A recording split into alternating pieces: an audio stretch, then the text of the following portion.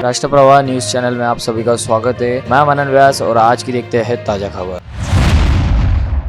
शहर के युवाओं में भाईगिरी का क्रेज बढ़ता ही जा रहा है। इसी प्रवृत्ति के चलते विगत 24 घंटों में अमरावती शहर में 2 युवाओं को अपनी जान से हाथ धोना पड़ा, जिन्हें उनके साथ अदावत और रंजिश रखने वाले युवाओं ने अपने साथियों के साथ मिलकर चाकू से सपासप वार करते हुए मौत के घाट उतार दिया। घटना नागपुर के थाना क्षेत्र अंतर्गत मस्तानगंज तथा सिटी कोतवाली थाना अंतर्गत जयस्तंभ चौक में घटित हुई। वही आज करीब 8 बजे बडनेरा थाना क्षेत्र अंतर्गत छतरी पर शराब के नशे में दोस्तों के बीच किसी बात को लेकर हुए आपसी विवाद के चलते 2 युवकों ने अपने तीसरे मित्र के सिर पर लकड़ी का मोटा डंडा मारकर उसे मरणासन अवस्था में पहुंचा दिया। पहली घटना में स्थानीय चेतनदास बगीचा परिसर में रहने वाले वैभव हुकुमचंद पटेरिया की मसानगंज के प्रवीण नगर परिसर अंतर्गत अमरनगर में रहने वाले शुभम मोहोड़ नामक युवक के साथ कुछ समय पहले किसी बात को लेकर विवाद हुआ था, जिसके बारे में नागपुरी गेट पुलिस थाने में शिकायत भी दर्ज कराई गई थी और पुलिस ने अदखल पात्र मामला दर्ज करते हुए जांच शुरू कर दी थी। वहीं आज दोपहर मसानगंज परिसर में वर्मा ज्वेलर्स नामक दुकान के पास खड़े वैभव पटेरिया को देखते ही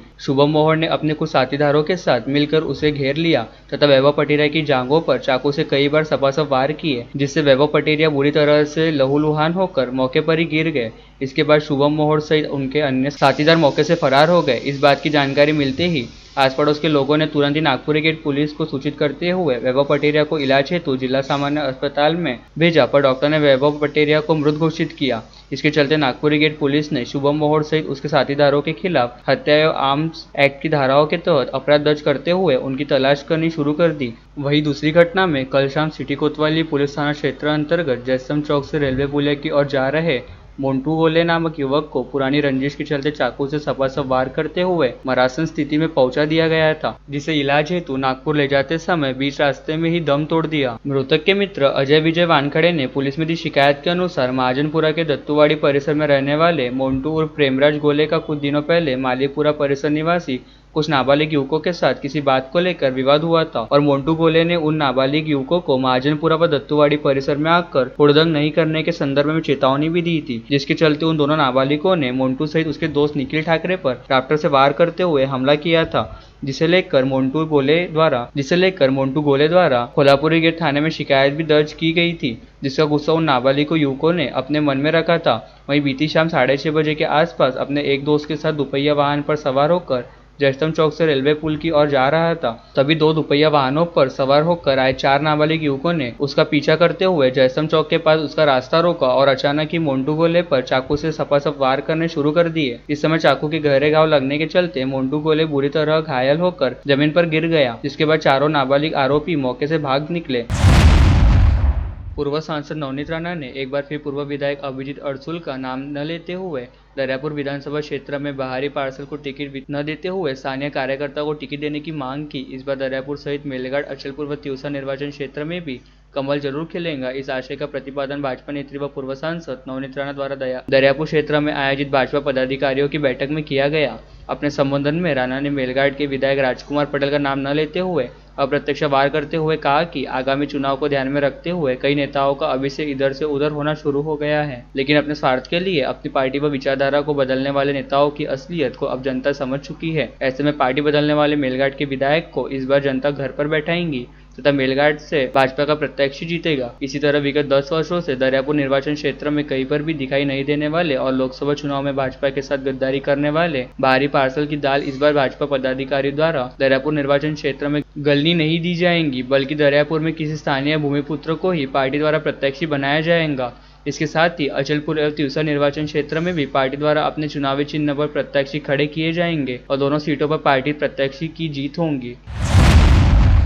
शिवसेना शिंदे के नेता एवं सांसद डॉक्टर श्रीकांत शिंदे का शहर आगमन पर शिवसैनिकों ने जगह जगह उनका जोरदार स्वागत किया। अमरावती रोड पर सांसद शिंदे की कार के प्रवेश करते ही जेसीबी से फूल बरसाकर सांसद शिंदे का जोशो खरोश से स्वागत किया गया। वहीं दरियापुर में उनका स्वागत हजारों शिव सैनिकों ने बाइक रैली निकालकर किया। स्थानीय माहेश्वरी भवन में हुए कार्यकर्ता मेले में डॉक्टर श्रीकांत शिंदे ने महायुति के प्रत्याशी को जिताने की अपील कार्यकर्ताओं से की। सभा में पूर्व सांसद संजय निरुपम, जिला शिवसेना प्रमुख गोपाल अरबट पाटिल, संपर्क प्रमुख गजानन वाकोड़े, सह संपर्क प्रमुख रविंद्र गनोरकर, पूर्व विधायक और पार्टी के राष्ट्रीय सचिव अभिजीत अड़सुल एवं अन्य मंच पर विराजित थे। सांसद डॉक्टर श्रीकांत शिंदे के हस्ते कैप्टन अभिजीत अड़सुल के जनसंपर्क कार्यालय का उद्घाटन किया गया, जिससे ये साफ है कि पूर्व विधायक अभिजीत अड़सुल एक बार फिर मैदान में उतरेंगे। अमरावती के पालक मंत्री चंद्रकांत दादा पाटिल ने अंबा देवी तथा एकवीरा देवी मंदिर में जाकर देवी का सप्तानिक दर्शन लिया। इस अवसर पर राज्य में महायुति की सरकार फिर से स्थापित होने की प्रार्थना देवी के चरणों में करने की जानकारी उपस्थित पत्रकारों को दी। महाराष्ट्रामध्ये वेगवेगळ्या त्या ठिकाणच्या शक्तिपीठांना जाणं, दर्शन घेणं, आशीर्वाद मागणं, मनोकामना पूर्ण करण्यासाठी इच्छा व्यक्त करणं, हे करोडो लोक, लाखो बिगो आहेत. एकट्या इथल्या मंदिरातच काही लाख लोक येऊन जात असतात. आणि त्यामुळे सुरुवातीला पहिल्याच दिवशी Kolhapur, very same day Tuljapur केल्यानंतर मी आणि बायकोने असं ठरवलं की ह्या जिल्ह्याचा मी पालकमंत्री आहे.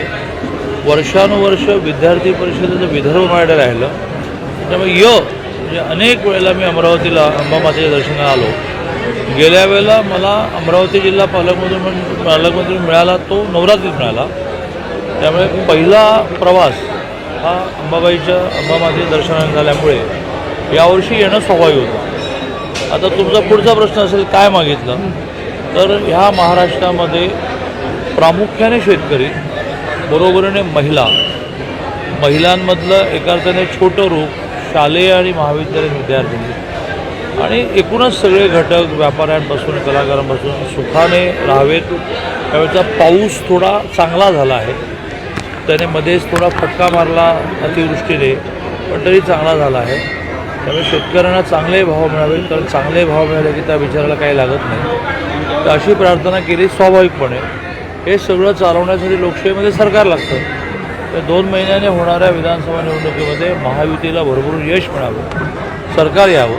कारण 14 ते 19 देवेंद्रजी मुख्यमंत्री असताना आणि आता 2.5 वर्ष एकनाथजी मुख्यमंत्री असताना किती गतिमान सरकार असू शकतं हे लोकांनी पाहिल्यामुळे लोकांची जी इच्छा आहे की सरकार यावं, त्याला तेथे अधिष्ठान पाहिजे भगवंताचं. त्यामुळे तिथे अंबामातेची कृपा व्हावी म्हणून मी प्रार्थना केली. कोण मुख्यमंत्री व्हावं असं साकडं तुम्ही घातलेलं? महायुतीचा मुख्यमंत्री व्हावा.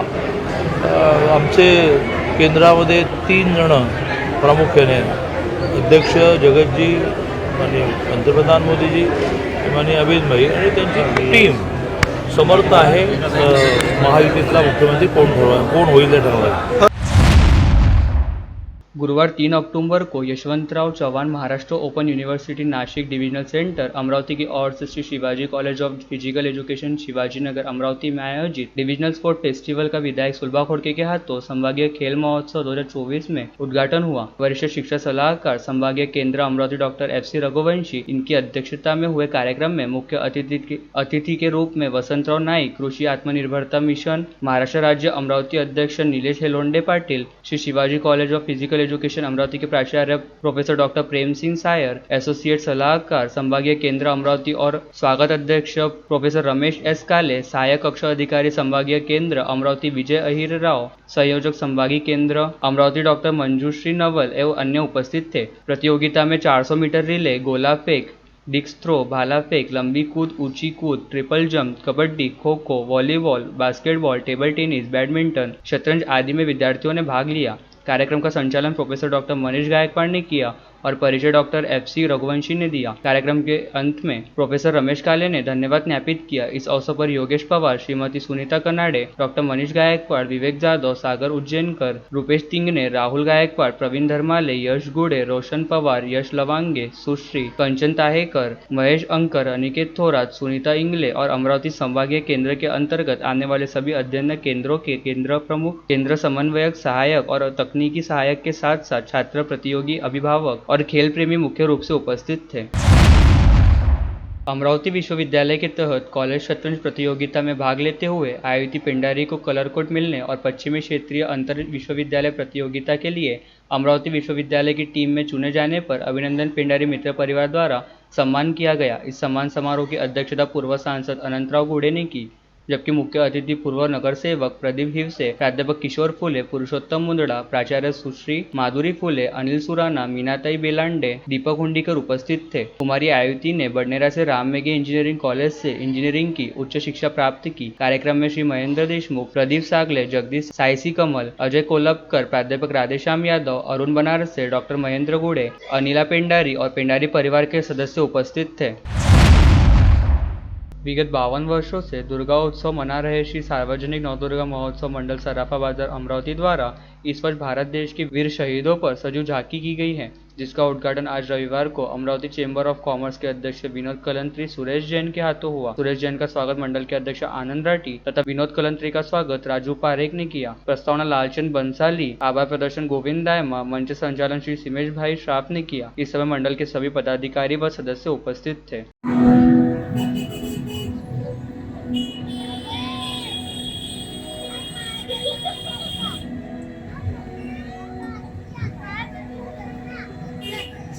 लाओ, बक्स में से इनके सर निकालकर यहां बचा दो। यहां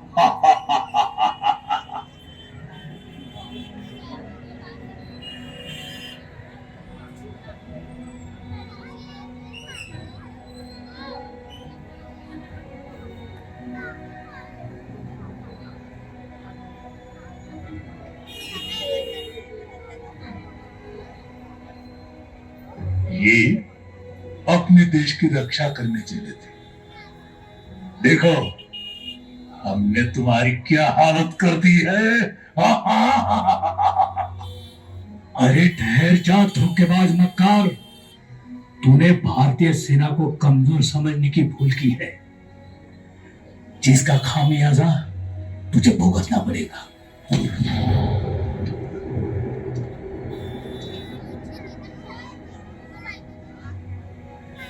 मेरे जैसे लाखों सैनिक अपनी सुख सुविधा व परिवार की परवाह न करते हुए देश की सीमा के सजग प्रहरी हैं। सैनिक बनता ही अपने देश का गौरव बढ़ाने के लिए। मेरे देशवासियों, भाइयों और बहनों, मजबूर करो इन राजनेताओं को कि अब और कोई सैनिक बेवजह वीरगति न पाए। सभी राजनीतिक पक्ष एकजुट होकर संसार को बता दो, भारत की एकता व अखंडता पर हम आंच नहीं आने देंगे तथा अपनी सेना का मनोबल बढ़ाएंगे, वरना इन्हें भारतीय कहलाने का कोई हक नहीं होगा। मेरा तिरंगे में लिपटा शरीर अब से यही चाहता है। साथ ही प्रभु से यही प्रार्थना है कि मेरा पुनर्जन्म इसी चंदन सी माटी में सैनिक बनकर ही हो। भारत माता की जय, भारत माता की जय, जय हिंद।